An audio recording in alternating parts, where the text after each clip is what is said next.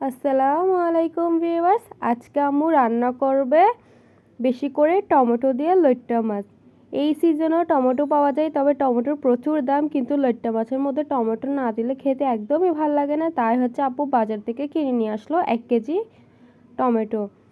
তো টমেটো দিয়ে মাছ রান্না করার জন্য প্রথমে একটি ফ্রাই প্যান নিয়ে নিব। ফ্রাই প্যানের মধ্যে তেল দিয়ে দিব। তেলগুলো গরম হয়ে আসলে সেখানে দিয়ে দিব পেঁয়াজ কুচি।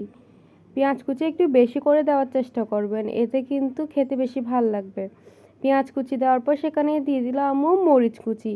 আপনারা চাইলে এখানে মরিচ কুচি না দিয়ে গোটা মরিচও ব্যবহার করতে পারেন, মাঝখান থেকে ফালি করে আর কি।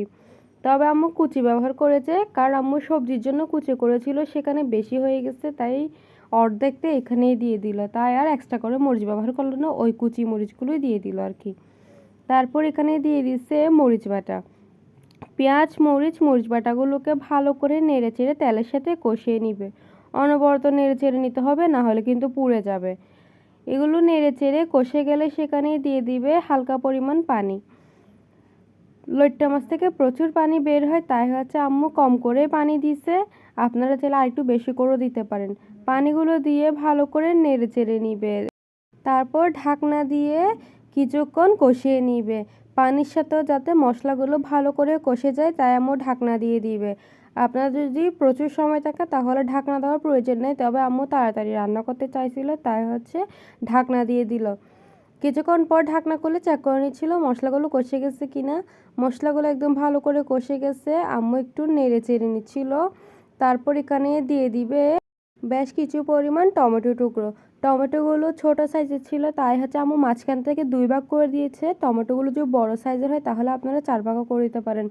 তবে মাছের মধ্যে টমেটোর সাইজগুলো বড় থাকলে বেশি ভাল লাগে খেতে, তাই আম্মু ছোট টমেটোকে 2 ভাগ করেছে, বেশি ছোট করা নেই। এরকম হলে কিন্তু গলে যাবে না, একদম গোটা গোটাই থাকবে। পরে দিয়ে ভাতের সাথে মেখে খেতে কিন্তু অনেক ভাল লাগে এরকম টমেটোগুলো দেওয়ার পর আম্মু সেখানে দিয়ে দিবে আগে থেকে সামান্য পরিমাণ মাছের মশলা আর হচ্ছে লবণ দিয়ে ম্যারিনেট করে রাখা লইট্টা মাছ। লইট্টা মাছগুলো আগে থেকে মাছের মশলা দিয়ে ম্যারিনেট করে রেখেছে, তাই আম্মু তরকারির মধ্যে মাছের মশলা দেয় নাই। আপনারা যদি আগে ম্যারিনেট করে না রাখেন তাহলে অবশ্যই মাছের মশলা দিবেন। যেহেতু লবণ দিয়ে ম্যারিনেট করে রেখেছে, তাই হচ্ছে এখন লবণ দেওয়া হবে না, পরে দিয়ে চেক করে তারপরে দেওয়া হবে। যদি কম মনে হয় তাহলে দিবে, যদি ঠিক থাকে তাহলে আর দেওয়া হবে না।